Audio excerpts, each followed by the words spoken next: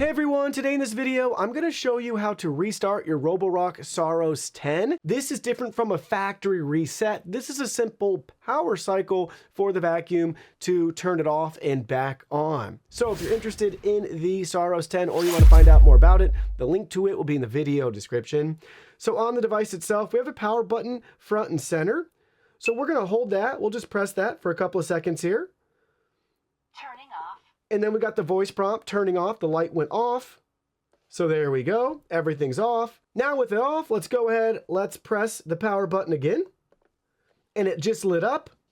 And now we have the light right there, starting to initialize. Startup music. And eventually this light will go solid again.